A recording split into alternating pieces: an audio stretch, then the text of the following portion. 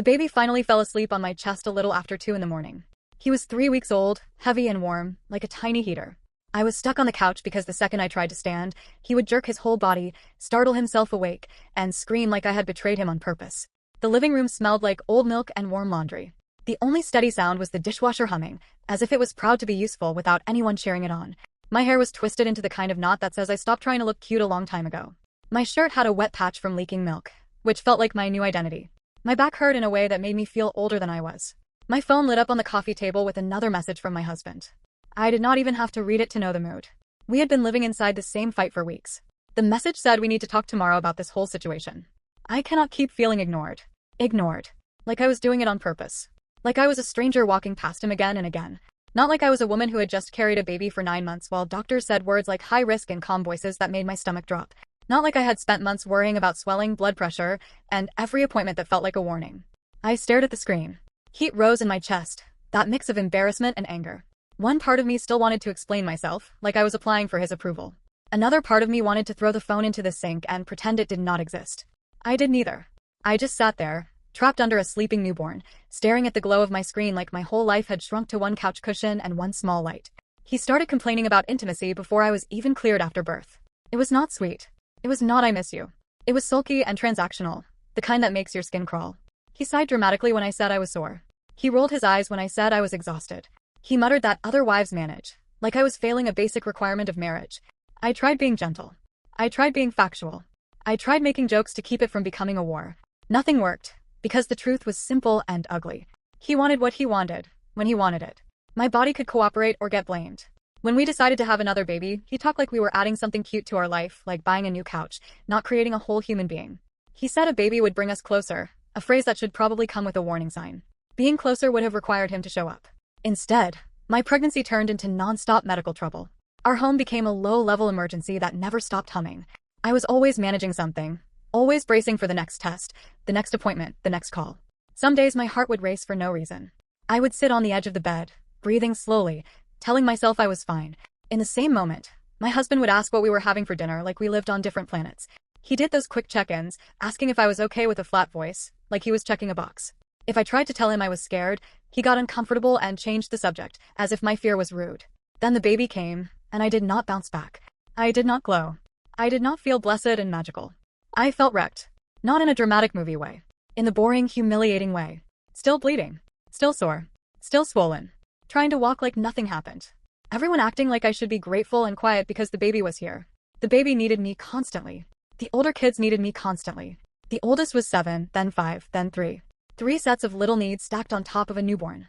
My husband suddenly loved saying I provide. As if earning money made him exempt from everything else. He moved into the guest room so he could rest for work. That sounds reasonable until you notice what it meant. I was up all night alone, up all day alone, and then expected to be cheerful in the evening while he complained that I seemed distant. By the end of the first month after birth, my life was a loop. Diapers. Feeding. School drop-offs. Laundry. Trying not to cry in the bathroom while I could hear the baby screaming. Leaking through my shirt like my own body was mocking me. My husband came home, looked at the messy living room, and sighed like he had walked into a disaster zone. Then he made comments about how I used to be so organized, as if that was motivation instead of an insult. His favorite trick was acting like my exhaustion was an attitude problem.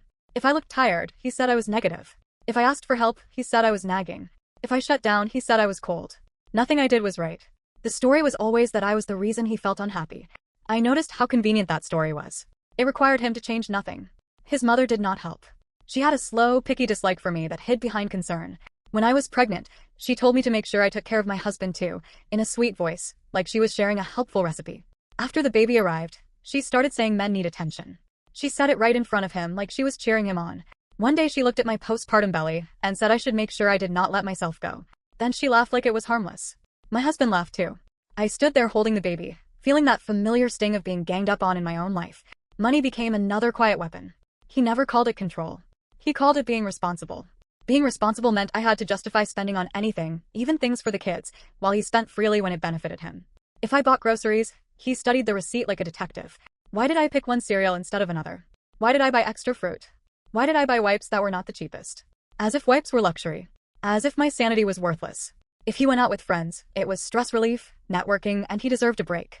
I kept telling myself it was just a hard season. New baby. Stress. Hormones. People say marriage is hard. People say postpartum is hard. People say men need time to adjust. I swallowed so much my throat felt raw. When the baby was barely a month old, he announced he was going away for a bachelor weekend. Several days out of town. Just the guys, he said, like that should comfort me. It was his college best friend getting married, a trip planned before the pregnancy. That did not make it less absurd. I looked at him and something inside me went quiet. My first thought was that he could not hold the baby for 10 minutes so I could shower, but somehow he had days to go pretend he was young and carefree. My second thought was that if I said no, he would punish me for it, and I was already barely holding on. So I did not fight. I did not have the energy for an argument that ended with slammed doors and him calling me controlling. I asked calmly if he was sure this was the best time. He rolled his eyes and told me it was never a good time with me. He packed like a teenager going on spring break, light and bouncy in a way I had not seen in months. That alone made me furious, because it showed me the heavy life we built was only sitting on my shoulders. He joked with the kids, kissed them, told them to listen to me, like he was doing me a favor by reminding them I existed. Right before he left, I asked him to take the baby for a couple of hours so I could sleep. Not a vacation. Just sleep that lasted longer than a short broken stretch. He looked at me like I asked him to solve a complicated problem and said he had to pack. Then he said I could nap when the baby naps. One of those phrases people say when they have never tried it. Because sure, I could nap when the baby naps, and I could also do laundry when the baby does laundry, and pay bills when the baby pays bills. I handed him the baby anyway. The baby fussed. My husband bounced him awkwardly. Within minutes, he tried to hand him back. I said no, figure it out. He got irritated, like expecting him to parent was an insult. He lasted a few more minutes, then set the baby down and muttered that this was why he needed a break. Like the baby crying was my fault. He drove off smiling. I stood in the doorway with my oldest tugging my shirt, my middle child asking about dinner, and my youngest already asking my mom, who had come to help, for a snack. I felt rage and grief so strong my eyes burned. He got to leave and be fun. I stayed here doing the same exhausting loop. Except now he could tell himself he was recharging while I slowly disappeared. The first day he was gone was chaos as usual. Breakfast. School things. Baby things. Cleaning. Someone spilled something sticky. I wiped it up while holding a screaming newborn. That night I collapsed into bed like my body had been unplugged. I slept in short pieces. Wake to feed the baby. Wake because my mind would not stop replaying resentments. Wake to check on the kids like I was a security guard. On the second night, an unfamiliar number lit up my phone after midnight. My stomach dropped while the baby squirmed on my chest. Nobody calls a postpartum woman after midnight to share something cute. I answered in a whisper, expecting an emergency. A man I did not know said my husband's name first, like he was checking he had the right person. Then he introduced himself as one of the groomsmen. He apologized for waking me. His voice sounded shaky, like he was bracing for impact. I sat up fast. My heart slammed. I asked if my husband was okay. Even when you are furious, that is where your mind goes first. The man said he was fine, but he was being stupid. He explained they had been drinking all day. They went to a club. My husband met a woman and it happened fast, like my husband had been waiting for permission. The woman invited him back to her hotel room, and he did not hesitate. He announced it to the group like it was a plan. Some of the guys laughed and cheered like they were watching a game. Then the man told me something that made my stomach twist. My husband had been telling everyone that I did not want him anymore anyway. That sentence hit like ice water. Not only because it was cruel, but because it sounded familiar. It was the same story he pushed it home, like my healing body was a punishment aimed at him. The man said he tried to stop him. He told my husband his wife just had a baby. My husband shrugged and said he deserved a night. The man sounded disgusted and ashamed. He said he took a photo because he knew my husband would deny it later. He said he did not want me to think he was making it up. Then he sent the photo. When it came through, my body went cold. My husband stood in a crowded club pressed against a woman like nothing else mattered. His hands were placed in a way that was far too intimate for a married man with children. They were smiling at each other like they were the only two people alive. I stared at it and felt something split inside me. One part wanted to scream. The other part started making lists.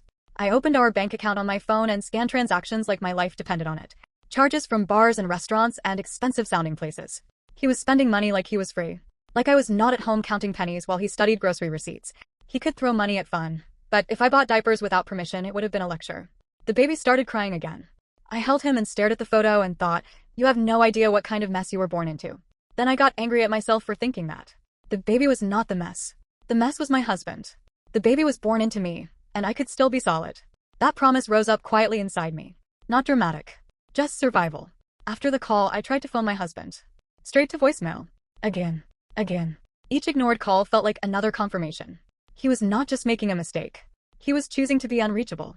Choosing to be irresponsible. Choosing a stranger over his family. My mind jumped to worst-case scenarios. Not because I was dramatic, but because that is what happens when you realize you are alone. What if the baby got a fever? What if one of the kids got sick? What if there was an emergency? He was unavailable by choice. I did not sleep. I paced the hallway with the baby. I checked on the kids. I stared at the photo until it blurred. My brain turned pain into a checklist. Where are the documents? What money can I access? What can I pack quickly? Can my parents take us? If he comes home angry, do I have a safe plan? I hated how practical I became in the middle of heartbreak, but it kept me from collapsing. The next day, around midday, my husband finally called. His voice was too cheerful, too casual, like he was calling to talk about food. He said he saw my missed calls and asked if everything was okay. I did not tell him I knew. Not yet. I wanted to hear him lie with confidence. I asked where he was the night before. He did not pause. He said they stayed at the hotel bar, had a few drinks, and he crashed early. He said he was out cold. The ease of the lie made my stomach turn. He sounded relaxed, like a man who had lied before and gotten away with it. He returned the next evening acting like nothing happened. He hugged the kids. He kissed the baby. He gave me a half smile like we were fine. Then he looked at the messy living room and commented that it must have been a rough weekend, like I had been relaxing.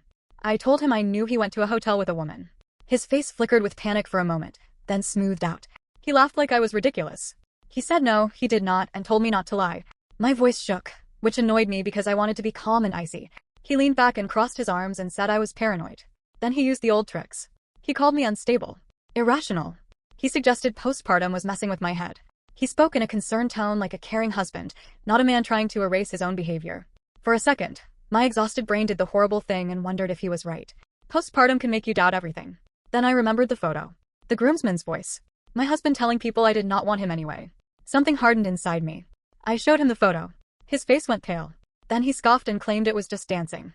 He said I was making a big deal out of nothing. I told him to give me his phone. He laughed and refused, saying his phone was private. Private. That word made my blood boil. My life, my body, my trust had been treated like public property, but his messages were sacred. I told him I was leaving. He stepped toward the doorway like he could block me. He said I could not take the kids. I looked at him and said he could barely hold the baby for 10 minutes without complaining, so he was not going to scare me with threats about parenting. I packed on pure adrenaline. Clothes, diapers, wipes, school things, anything I could grab fast. The kids were confused, asking where we were going. I kept my voice steady because I did not want them to feel the blast of my world falling apart, even though it was happening. I loaded the car while he ranted that I was overreacting. He kept saying I was ruining our family, like I was the one who brought a stranger into it. I drove to my parents' house without calling first. I did not trust myself to speak without breaking. When I pulled into their driveway, my hands shook so hard I could barely turn the car off. My mom opened the door and saw my face and went still. She asked what happened, fear in her voice. I told them everything. The photo. The lies. The way he tried to make me feel crazy. My dad's jaw tightened. My mom cried quietly and hugged the kids like she could shield them from the story. They did not lecture me. They did not ask why I stayed. They simply made space. That first night, my mom took the baby so I could shower. I stood under the water and cried like my body was draining months of stress. It was not a pretty cry. It was loud and ugly and humiliating. When I came out, my mom handed me a towel and told me they had me. I fell apart again, because it had been so long since anyone offered support without conditions. The next morning I woke in my childhood room and for a moment forgot everything. Then my phone buzzed and reality crashed back. My husband sent a flood of messages, swinging from anger to begging and back again. Come home. You are crazy. We can fix this. You are ruining the kids. His mother called too. I did not answer. She left a voicemail about how a good wife does not abandon her husband. I sat there holding my newborn, staring at the wall, thinking a good husband does not climb into a stranger's hotel room and then tell his wife she is imagining it. Living at my parents' house was relief and also emotional whiplash. I felt like a daughter again, not just a wife. I did not like that feeling because I had spent years trying to be independent. My mom was supportive, but she cared about appearances in that quiet way that still carries pressure. A few days in, she suggested counseling, careful and gentle. I snapped that counseling does not undo what he did. My mom sighed and said she was not defending him. She just did not want me making decisions while raw. I wanted to scream that I was not raw. I was awake. Instead, I swallowed it, because she meant well, and because I was raw. I was just hiding it. A couple of days later, I realized I still needed things from the house. Practical things. Documents. Insurance papers. Work papers. And I needed to make sure he could not drain the accounts out of spite. My dad came with me, because I hated needing backup, but I was not foolish. Pulling into that driveway felt like walking toward a building that had burned down, even though it looked normal from the outside. Same porch. Same door. Same lawn. But my chest tightened as soon as I stepped out. My husband was inside. He followed me around like a shadow while I gathered things. When I went for the folder with important documents, the drawer was empty. He gave me a smug look and claimed he did not know what I meant. That was when it hit me. He was not just sorry. He was vindictive. He wanted leverage. He wanted me afraid. Soon after, I stopped hoping he would suddenly grow a conscience. I called the non-emergency line because I needed a neutral witness. He had been dodging requests, hiding papers, acting like I was trespassing in my own life. When the officer arrived, my husband opened the door with a polite, calm voice he never used with me in private. He acted reasonable and concerned, saying he only wanted what was best for the children. I watched the officer nod, and I understood something ugly and useful. My husband could be charming on demand. I did not waste energy trying to describe the version of him that lived behind closed doors. I pointed to the empty drawer, listed the times I asked for the folder, and let silence do the accusing. The officer wrote notes. I grabbed what I could and left with shaking hands. Not from fear, from the sick feeling of how easily he could look innocent. After that, my dad called him and demanded the truth. My husband, who lied to me so smoothly, suddenly got smaller. He sent voice messages admitting he slept with her. He blamed alcohol. He blamed friends. He claimed it was once. But it was a confession, recorded in his own voice. I listened in my parents' kitchen while my mom rocked the baby. I felt validated and disgusted at the same time, because being right did not feel like winning. Then my husband begged. Calls. Texts. Voice notes. He said sorry. He said think of the kids. He said it was a mistake. He hinted it happened because he felt neglected. He pushed couples therapy like it was a quick fix. What made me angriest was what he never said. He never fully faced the timing. He never truly named that I was healing. He never admitted that convincing me I was crazy was its own cruelty. It was all about him wanting his life back. I will admit something hard. There were moments I almost went back. Not because he deserved it. Because I was afraid. Afraid of being alone. Afraid of money. Afraid of 2 homes. Afraid of judgment. Afraid of how exhausting single motherhood can be. Late at night, when the baby would not sleep and the older kids had been emotional all day, I would think maybe I could swallow this and live with good enough. Then I would remember his calm voice telling me I imagined things. The way he tried to rewrite reality. My stomach would twist, and the fantasy of going back would rot in my hands.